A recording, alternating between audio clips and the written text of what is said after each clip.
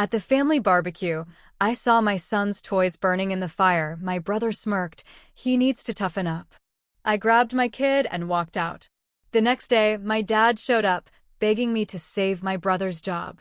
You know, for most of my life, I was the quiet one. Not shy, not timid, just the guy who didn't feel the need to turn every family dinner into a theatrical production like the rest of them. I grew up in a house where the loudest voice always won, and I genuinely thought staying calm was my superpower. But last weekend, I learned that sometimes staying calm just makes you an easy target, and the cost of that lesson was absolutely heartbreaking. It all went down at one of my parents' legendary family barbecues. You know the type. 3 generations deep, kids running wild, and my mom convinced she needs to feed a small army. I usually go for my son, Lucas. He's 5, curious, and just a little shy, always clutching his favorite action figures like they're magic talismans. That morning, he'd packed them carefully in his tiny backpack, beaming as he told me they were going to watch him eat a hot dog. My heart just melted. When we pulled up, my older brother, Ryan, was already holding court at the grill. Ryan, the golden boy. Big personality, easy laugh, everyone's absolute favorite. Growing up, if he broke something, it was a funny accident. If I broke something, it was careless. He skipped school? Just testing boundaries. I skipped? Throwing my future away. You get the picture. He spotted us, flashed that big grin, and then his eyes landed on Lucas's backpack. He crouched down, that fake charm already dripping. "Hey, little man," he said, "did you bring those baby toys again?" Lucas looked at me uncertain, his little face searching mine for a cue. I put a hand on his shoulder, trying to keep my smile polite. "Yeah, he brings them everywhere," I said.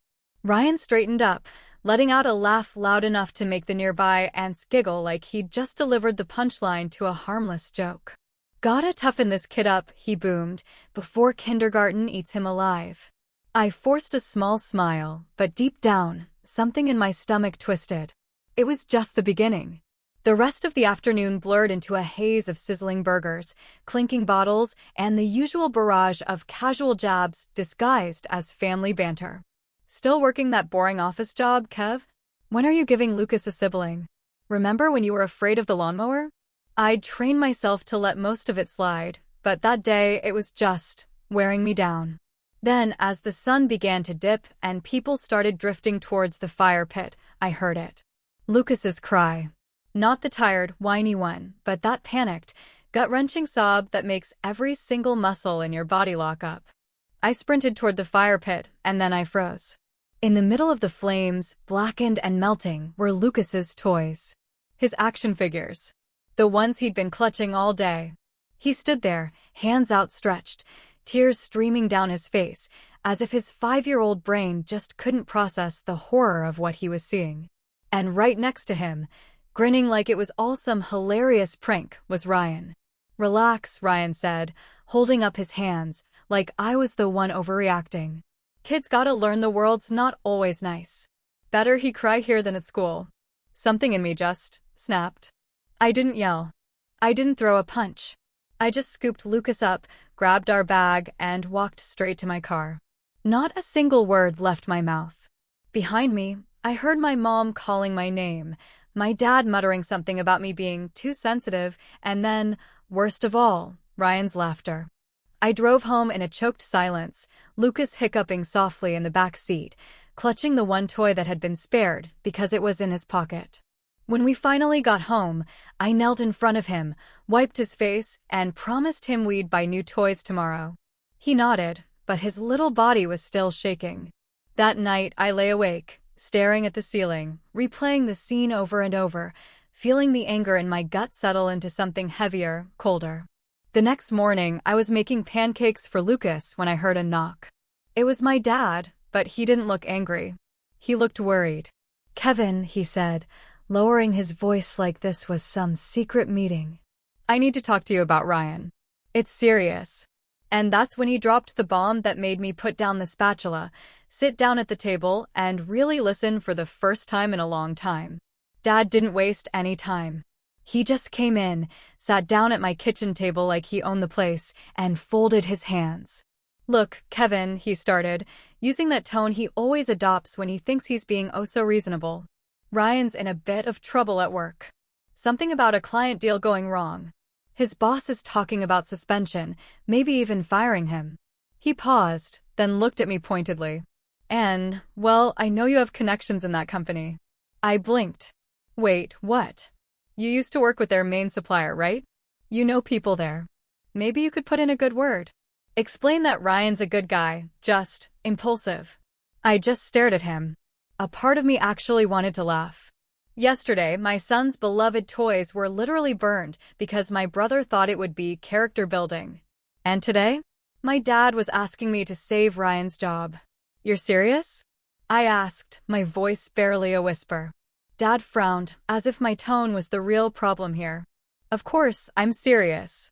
Kevin, this is family. Ryan's always been there for you. That line was so utterly absurd, I almost choked. He's been there for me, Dad. He just burned Lucas's toys yesterday right in front of him. He made him cry for fun. Dad waved a dismissive hand. You're still on that? Kids cry. You cried when your uncle threw your baseball glove on the roof, remember? You turned out fine. You can't shelter Lucas from everything. I felt the anger starting to creep up my throat, hot and sharp. This isn't about sheltering him. This is about basic respect.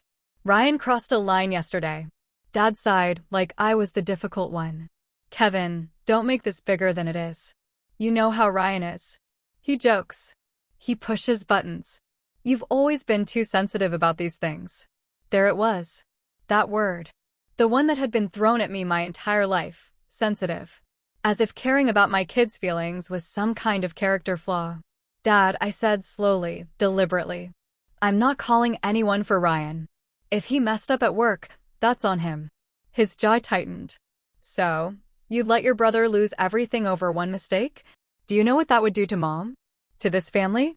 I looked at him, and for a moment, I saw what he was really saying. Do you know what that would do to our image? I think Ryan did this to himself, I said quietly. Dad stood up, clearly done arguing. You've always been stubborn, Kevin. I'm telling you, if Ryan goes down, this family goes down with him. Think about Lucas. Think about what you're teaching him. And then he just left. That entire day felt like a slow boil. I kept replaying that conversation in my head, and every time I pictured Ryan smirking while Lucas cried, I felt my chest tighten. In the afternoon, my phone started absolutely blowing up. First, a text from my mom. Your dad says you won't help Ryan. Can you please reconsider? Then my aunt called, leaving a voicemail saying, Kevin, honey, you know Ryan didn't mean it. Don't hold a grudge. Help him out. By evening, I got a message from Ryan himself. Heard you're playing hero by refusing to make a call. Real nice, Kev. Don't forget who taught you how to ride a bike. I stared at my phone, dumbfounded by the sheer audacity. I didn't respond, but the messages just kept coming. A group text from cousins asking why I was letting the family tear apart. And then a message from Mom. If you don't help, we're not sure we can have you over next time. It would be too awkward. That one stung, even though I knew it was just another manipulation tactic. The next day, I dropped Lucas off at school and swung by the hardware store to replace his toys with something new and shiny. He lit up when I handed them to him that evening, but I could tell he was still hesitant, like he was scared they might disappear again. That broke something in me. A few nights later, Mom called. I almost didn't pick up, but I did. Kevin, she started, in that overly calm tone she uses when she's about to hit you with a guilt trip. Your father and I are very disappointed. Ryan has a family to feed. You know, he was just teasing Lucas. It's time to let this go and be the bigger person. I leaned against the counter and closed my eyes. Being the bigger person doesn't mean cleaning up Ryan's messes every single time he messes up. Do you think you're perfect? She snapped, dropping the polite facade. You've made mistakes too. We didn't let you fail when you messed up. That's not true, I said, my voice rising for the first time. When I failed, you let me figure it out alone. You told me it would build character. So, why doesn't Ryan ever have to build character? There was a long pause. Then, Mom's voice, cold as ice, said, because Ryan is different. He's special. He has potential. He just needs a little help getting back on track. I couldn't even respond. I just said good night and hung up. By the end of the week, it felt like there was a full-blown campaign being run against me. Family members I hadn't heard from in months were calling. My uncle sent me a long Facebook message about forgiveness. My sister-in-law texted me a picture of Ryan looking stressed with the caption, "He's suffering enough." It wasn't just pressure anymore. It was coordinated. And the more they tried to guilt me, the calmer I felt. It was a strange kind of calm, like the eye of a storm. Then, on Friday night, I got an email. It was from someone I knew at Ryan's company. Subject line, "You might want to see this." When I opened it, my jaw just dropped. The email wasn't long, but it was enough to make my stomach twist. Attached was a PDF of an internal report, some kind of investigation summary from Ryan's company. The words blurred as I scrolled through the first few pages, my pulse quickening. Fraudulent expense reports, unauthorized client discounts, using company funds for team events that didn't exist. And then I saw it. My name. Apparently, Ryan had listed me as a consultant on a fake invoice for special project analysis, which had been billed at several $1,000s. I had never done any consulting for them, never even spoken to Ryan's company except in passing. Yet, there it was, black and white, my name on a fraudulent invoice he'd submitted. I sat back in my chair and felt the kind of quiet anger that doesn't let you move right away. It wasn't just that Ryan had used me to cover his tracks. It was that he had done it so casually, like my name was just another tool in his pocket. And all week long, my family had been begging me to protect him, not knowing he had already dragged me into this mess without asking. I called my contact immediately. "Where did you get this?" I asked, my voice low, strained. "It's part of the HR investigation," he said. "I thought you should know because your name's on it. If this goes to court or if they fire him with cause, your name might come up. I'd get ahead of this if I were you." After we hung up, I just sat there, staring at the screen. The anger I had been holding back all week finally broke through, but it wasn't loud. It wasn't shouting. It was cold and precise. I printed the report and put it in a folder. Then I called Mom. She answered on the second ring. "Kevin, please tell me you've thought about what I said." "Ryan's job." "Mom," I interrupted, my voice sharp enough to make her pause. "Did you know Ryan put my name on fake invoices?" There was a beat of silence. "What are you talking about?" I explained calmly, each detail from the report. When I finished, there was a long, stunned pause. "You must be mistaken," she said finally. "Ryan wouldn't do that." "I have the documents, Mom." Another pause. Then, "Well, I'm sure there's an explanation. He probably thought you wouldn't mind. You've always helped him out." That made me laugh. A short, bitter laugh that surprised even me. "Help him out, Mom?" He committed fraud. He dragged me into it without my knowledge. And now, if this goes public, my name is tied to it, and you still want me to save him. "You can't ruin your brother's life over a misunderstanding," she said, but her voice had lost its confidence. "I'm not ruining his life. He did that himself." That night, I couldn't sleep. Every memory of Ryan came flooding back. Every joke that went too far. Every time he gotten away with something while I was punished. Every time my parents covered for him. It was like watching my whole childhood play on repeat, except now it had escalated from broken toys to forged documents. The next morning, I woke up to a new text from Ryan. "You've made your point. Call your buddy and fix this before it's too late." That was it. No apology, no explanation, just an order like I was his assistant. I didn't respond. By noon, Dad showed up again. This time, he didn't even knock, just walked in like it was his house. Lucas was playing quietly in the living room, and Dad glanced at him before turning to me. "Kevin, this has gone on long enough," he said, his voice low and stern. "Ryan says you're refusing to cooperate. Do you want him arrested? Do you want to see your own brother in court? Did he tell you he used my name on fake invoices?" I asked. Dad's expression didn't even flicker. "Yes. And he said he would fix it if you just made a call." "Fix it?" I repeated, incredulous. "He committed fraud, Dad. And you want me to clean it up for him?" "He's family," Dad said, like that explained everything. "You don't turn your back on family." I stared at him. But he turned his back on me. On Lucas. On all of us. And you just keep protecting him. For a moment, Dad just looked at me, his jaw tight. Then he said, if you do this for him, Kevin, I promise you, we'll make it right. Ryan will apologize. We'll put this behind us. I shook my head. No, not this time. Dad's face hardened. Then don't come crying to us when you're on your own. You're making a mistake you can't take back. He left without saying goodbye to Lucas. That night, I sat at the kitchen table with the report spread out in front of me. I wasn't just angry anymore. I felt betrayed. Betrayed by Ryan for dragging me into this. Betrayed by my parents for defending him no matter what. Betrayed by a family that only seemed to remember I existed when they needed something from me. Lucas padded into the kitchen in his pajamas and climbed onto my lap. Daddy, he asked softly. Are you mad? I hugged him tight. Not at you, buddy. He looked at the papers on the table. Are those the bad man's papers? I froze. What bad man? The one who burned my toys. Something inside me settled then, like puzzle pieces clicking into place. This wasn't just about Ryan anymore. It was about what Lucas was learning by watching me. I folded the report and put it away.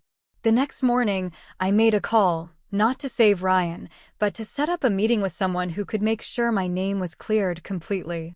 If Ryan wanted me involved, then I was going to be involved on my terms. And that's when the plan started forming in my head. When you hit rock bottom, it doesn't always happen with a bang. Sometimes it's just a slow, heavy sinking until you realize you can't go any lower. That week felt like quicksand. The morning after I made the call to clear my name, I woke up to an absolute explosion in the family group chat. Over 20 messages overnight. Screenshots from cousins, nasty side comments, even a few guilt-ridden voice notes from my mom. Kevin, we need to talk about this before it's too late. Your father is furious. Ryan is losing sleep over this. Are you really okay with your own brother being humiliated? There were even a few thinly veiled threats. You're making it very hard for this family to trust you. If this gets out, the neighbors will never look at us the same way. I just muted the chat and went about my morning. Lucas was sitting at the kitchen table, swinging his legs as he ate cereal. He looked up at me with that quiet, watchful look kids get when they know something's wrong but don't know how to ask. Can we go to the park after school? He asked carefully. Of course, I said. Later, when I dropped him off, one of my aunts was standing near the entrance with her grandson. She spotted me immediately and beelined over. Kevin, she said, putting on that smile that isn't really a smile. We're all very worried about you. Ryan is family. We forgive you for overreacting, but it's time to come back to the table. You're hurting everyone by holding this grudge. I just nodded and said, have a nice day, before walking back to my car, but inside I felt like screaming. That evening, I got another knock on the door. This time, it was my sister-in-law, Emily, Ryan's wife. She didn't even wait to be invited in. Kevin, she said, setting her purse down on the counter like she owned the place. I'm here as a peacemaker. You need to think about the bigger picture. Ryan could lose his job. Do you know what that would do to our mortgage? Our kids. I took a deep breath. Do you know what it would do to me if I let him keep using my name to cover his fraud? He's not just risking his job, he's risking my future. She crossed her arms. You always make everything about you. You're punishing Ryan for being the favorite growing up. And now you're using this as an excuse to get even. That's petty, Kevin. Really petty. Something about that word made me go quiet. Petty. If standing up for myself was petty, then maybe petty wasn't so bad. Emily, I said slowly. If Ryan wants my help, he can apologize to me, to Lucas, and he can fix what he did with those invoices. Until then, there's nothing to talk about. She huffed, grabbed her purse, and muttered, "You're tearing this family apart," as she stormed out. After the door closed, I just stood there in the kitchen, staring at the grain of the countertop. I felt hollow, like someone had scooped out everything inside me and left the shell standing there.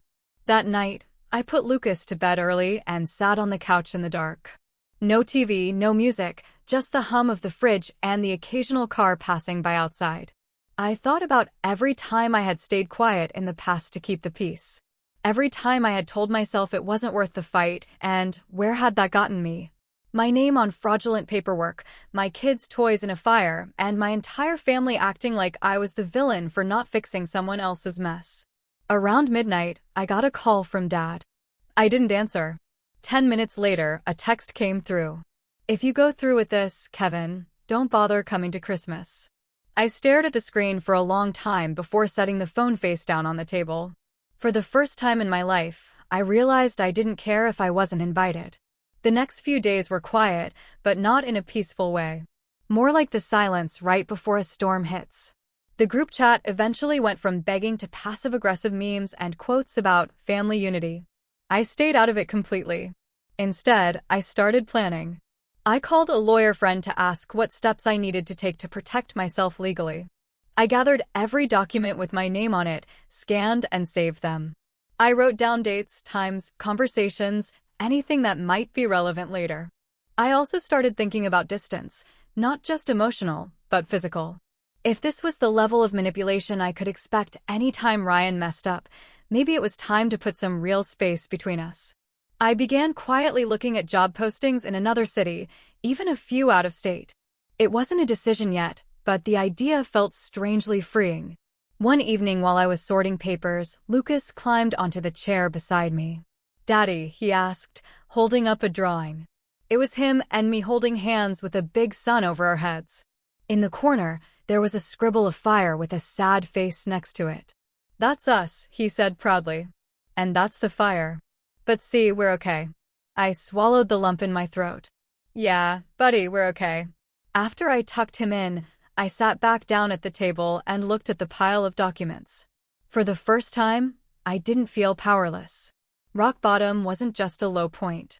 It was a foundation. Something solid I could push off from. And then, just when I thought things couldn't get more tense, Mom called again. Her voice was quiet, strained. "Kevin," she said, "your brother might get fired tomorrow. If you have any compassion left, now is the time to use it. Once this happens, there's no going back." I didn't answer right away, because she was right. There would be no going back. When I finally spoke, my voice was calm. "Then maybe it's time to stop going back." She gasped softly, as if I had just said something unforgivable. "You'll regret this," she whispered, and then she hung up. I sat there in the dark, phone still in my hand, and felt something shift inside me. I wasn't scared anymore. Not of being left out, not of disappointing them, not of the storm that was about to hit. If Ryan was about to face the consequences of his actions, then maybe, just maybe, it was time for everyone to see what happens when I stop playing the quiet one. It's strange how quickly life can start to feel lighter once you make a decision, even a quiet one. The morning after Mom's call, I woke up before my alarm and felt steady. Not happy, not exactly, but grounded. I got Lucas ready for school, made him his favorite pancakes, and we laughed together over how much syrup he could get away with before it counted as soup instead of breakfast. For the first time in weeks, I didn't feel like I was just reacting to everyone else's drama. That same morning, I got an email from my lawyer friend. She had reviewed the documents I sent her and assured me my name was clear as long as I formally notified Ryan's company that I had no involvement in the invoices. She even drafted the letter for me to sign. I read it over twice, my hands steady, and sent it off. That was the first real move I made for myself. A day later, I got a short reply from the company thanking me for clarifying and confirming I wouldn't be implicated in their investigation. It was like a weight lifted off my chest. I hadn't realized how much I was bracing for impact until that moment. With that taken care of, I focused on Lucas and on myself. I started running again in the mornings after dropping him off at school, just a short jog around the block, but it felt good. I dusted off some old projects I'd shelved years ago, like the woodworking kit I'd bought and never touched. On the weekends, Lucas and I started going to the park, the library, even little day trips to the zoo. Every time we did something just for us, I felt that hollow space in me filling up. Meanwhile, the family group chat grew quieter. Maybe they had finally realized their guilt trips weren't working. Or maybe they were waiting for me to come crawling back. Then, about a week later, I got a call from Ryan's company. Not HR this time, but the head of operations. She wanted to thank me personally for cooperating and for clearing things up. She even mentioned that she'd been impressed by the professionalism of my letter and asked if I was looking for consulting work. I almost laughed. Not officially, I said, but we ended up talking for nearly half an hour about my old job, my experience, and how I'd handled difficult situations in the past. By the end of the call, she asked if I'd be open to coming in for a meeting to discuss some short-term projects they needed help with. I hung up, feeling something I hadn't felt in a long time. Excited. A few days later, I went to their office. The meeting went well. Better than well, actually. They offered me a contract position with flexible hours and a rate that was higher than I'd ever earned before. I signed it that afternoon. That was the moment I realized I wasn't just surviving this mess. I was coming out stronger. The shift in energy must have been noticeable because even Lucas seemed lighter. He'd been quieter since the barbecue, but now he was back to chattering about dinosaurs and superheroes. He even started bringing his new toys to the park again, proudly showing them to other kids. Then the calls from my parents started up again, but this time they sounded different. "Kevin," Mom said one evening, "your father and I are worried. Ryan's been really down since the hearing at work. They haven't fired him yet, but they put him on unpaid leave. We're trying to keep his spirits up." I listened, nodding, even though she couldn't see me. "I hope he learns something from this," I said simply. There was a pause. "You're not going to help him, are you?" "No," I said, calm as ever. She sighed. I thought so, but instead of sounding angry, she just sounded tired. I hung up and sat back, thinking about how different I felt. A month ago, a call like that would have sent me spiraling, second-guessing myself, wondering if I was being too harsh. Now, I just felt sure. The next big shift came on a random Thursday afternoon. I was at the park with Lucas when I got a call from one of Ryan's old clients, someone I'd known professionally for years. "Kevin," he said, "I heard you might be doing consulting now. We're looking for someone to handle a big contract review. You came to mind immediately." We met the next day, and by the end of the meeting, I had secured my second client. Just like that, I was busier than I'd been in years, but on my own terms. And the best part? Every success I had was mine. Not because of Ryan, not because of my parents, just me. I started to notice how the family dynamic was shifting. A cousin messaged me privately to say he thought I was doing the right thing, that Ryan had gotten away with too much for too long. An aunt quietly liked one of my posts about my new work. The silence in the group chat wasn't just disapproval anymore.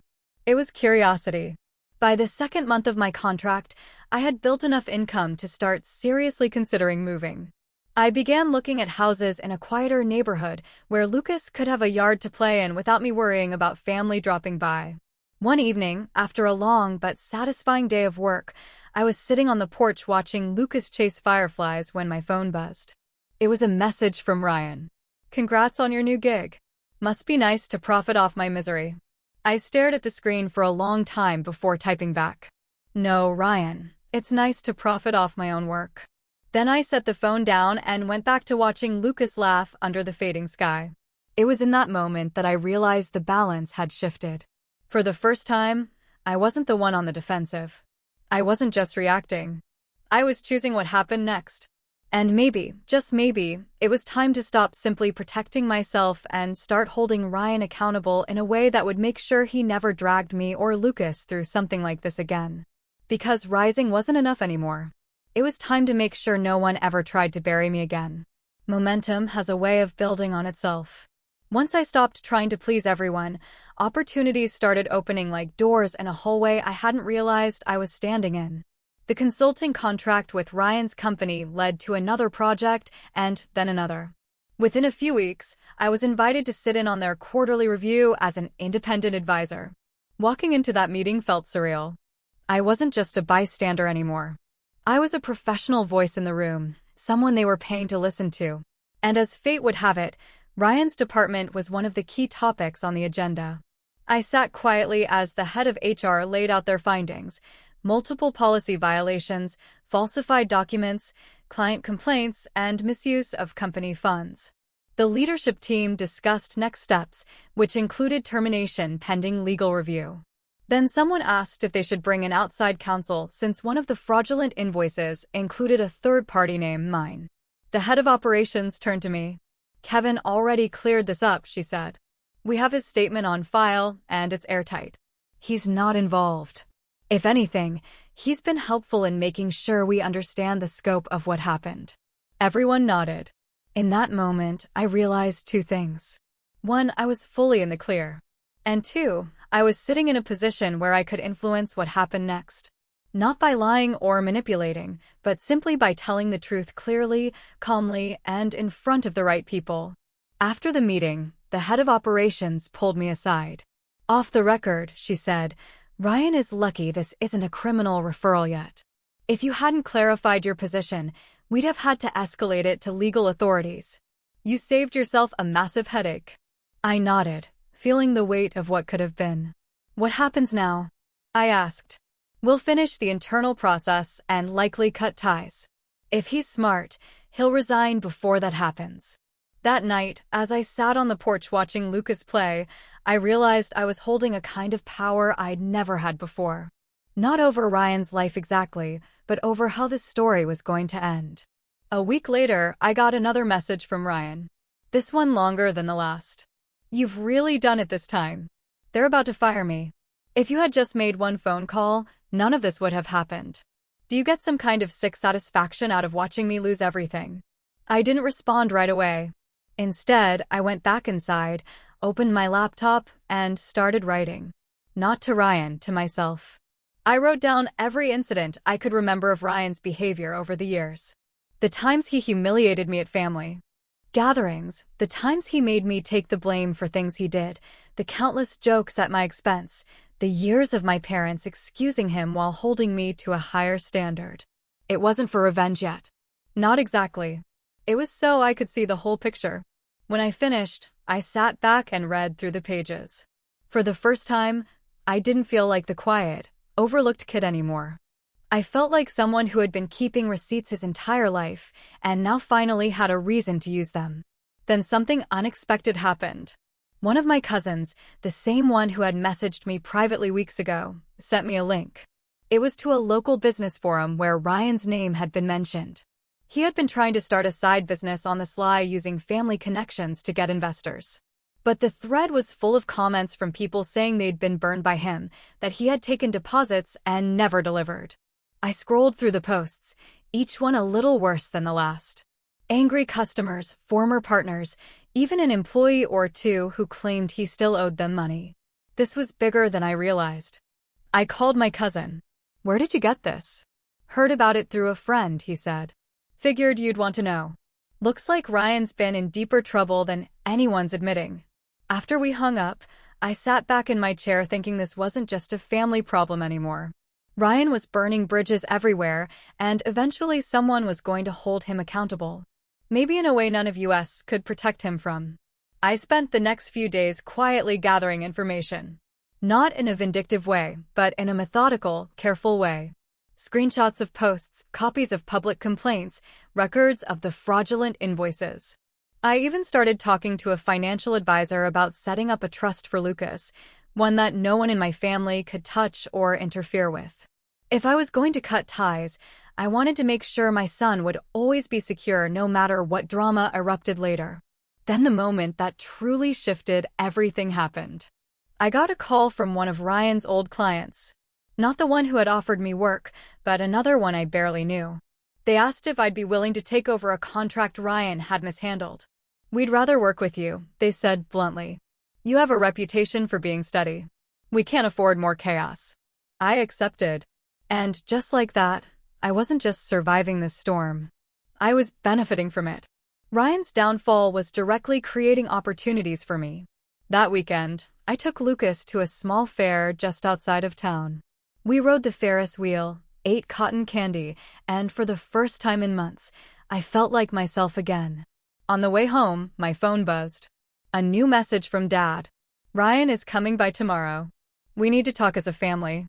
Be here at 5. I stared at the message for a long time.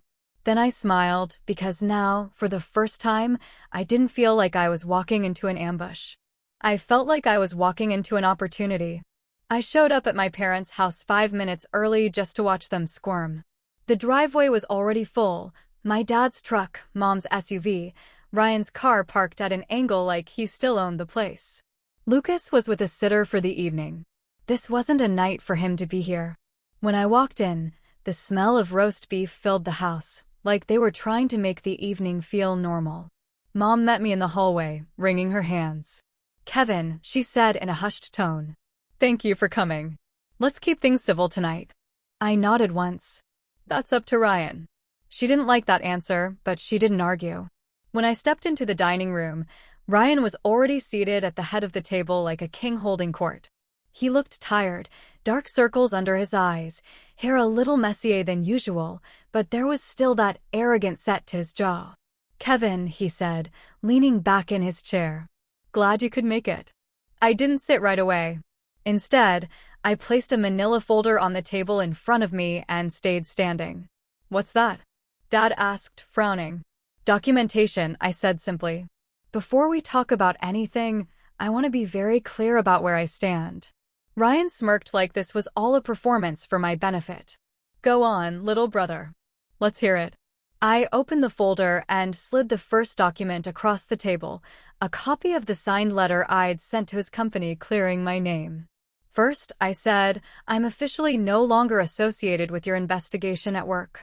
They have my statement on file and they know I had no part in what you did." Ryan's smirk faltered. "Second, I pulled out a stack of printed complaints from the business forum and laid them down one by one. I know about your side business. I know about the money you took, the people you left hanging. These are all public posts, Ryan. If you try to drag my name through the mud again, I won't have to say a word. I'll just let your customers do it for me." He leaned forward, his face darkening. "Are you threatening me?" "No," I said calmly, meeting his gaze.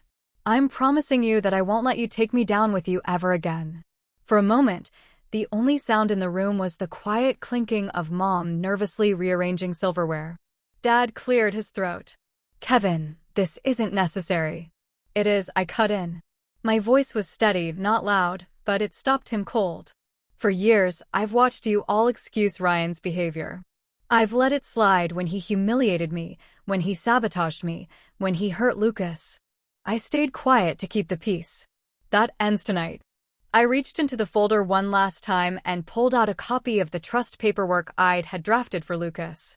"This is for my son. His future is now legally separate from this family. No one here has access to his education fund. No one can claim it or borrow against it. We are done being collateral damage for Ryan's mistakes." Mom's face crumpled, but she didn't speak. Ryan finally pushed back his chair and stood. "So what? You're just cutting ties, acting like you're better than us." I took a deep breath. "No, Ryan. I'm acting like someone who's done being your safety net. If you want to fix things with me, with this family, you start by fixing what you broke. Your job, your business, your integrity. Until then, don't call me. Don't text me. Don't involve me." For the first time all evening, Ryan didn't have a comeback. I gathered the documents back into the folder, tucked them under my arm, and turned to leave. But just as I reached the doorway, I paused and looked back at him. "You burned Lucas's toys to toughen him up," I said quietly. "Congratulations, Ryan. You did the same thing to me, and now you get to see what happens when I stop playing nice." Then I walked out, leaving the room in stunned silence. The cool night air hit me as I stepped outside, and I felt lighter than I had in years. I didn't yell. I didn't slam the door, but I knew they'd be sitting in that dining room for a long time, staring at each other, wondering when or if I'd ever come back. And maybe that was the best revenge of all.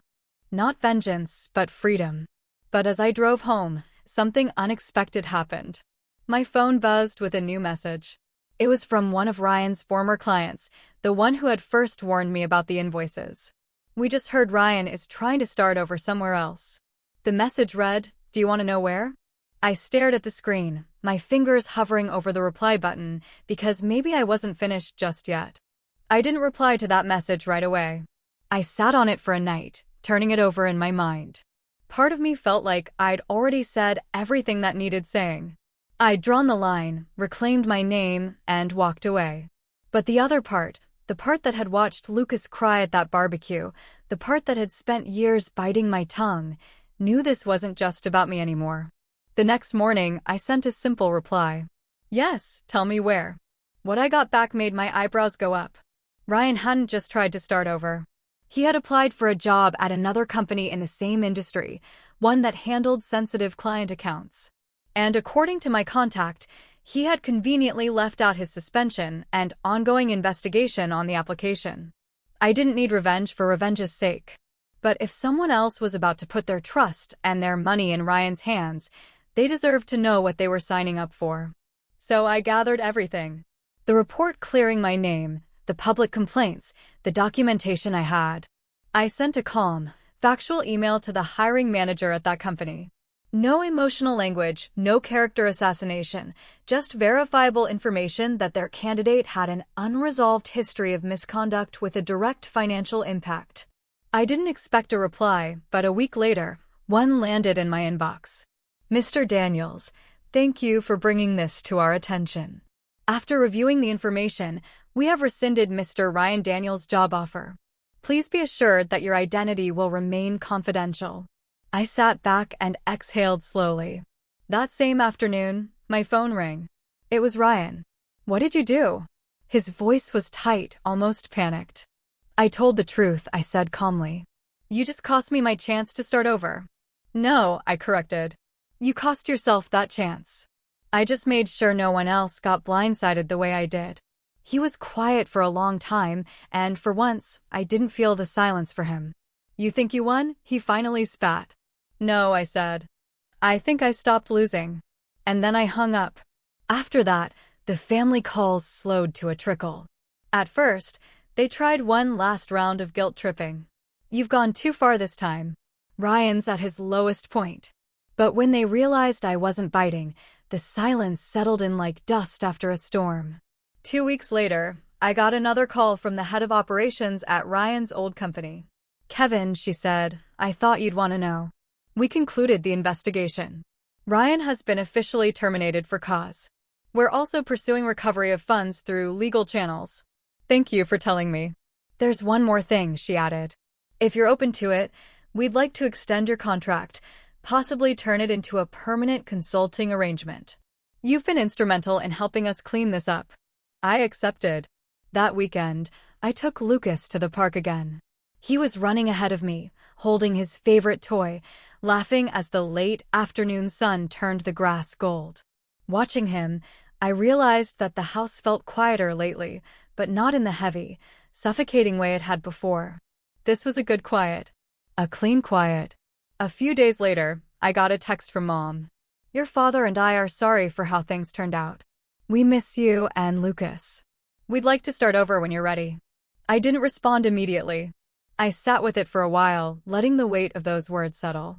Maybe someday there would be a way to reconnect, but it would be on my terms, not theirs. For now, I was content. A month later, I closed on a new house, a little place with a yard where Lucas could play without looking over his shoulder. The night we moved in, we sat on the porch eating pizza out of the box, watching the stars. Daddy, Lucas asked, licking tomato sauce off his fingers. Are we happy now? I looked at him, at the house, at the life we were building.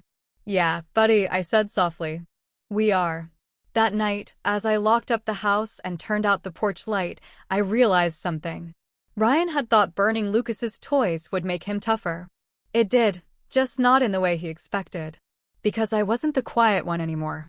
If you enjoyed this story, don't forget to hit that like button, subscribe for more crazy Reddit tales, and ring the bell so you never miss the next one. And hey, share your thoughts in the comments. I'd love to know what you would have done in this situation.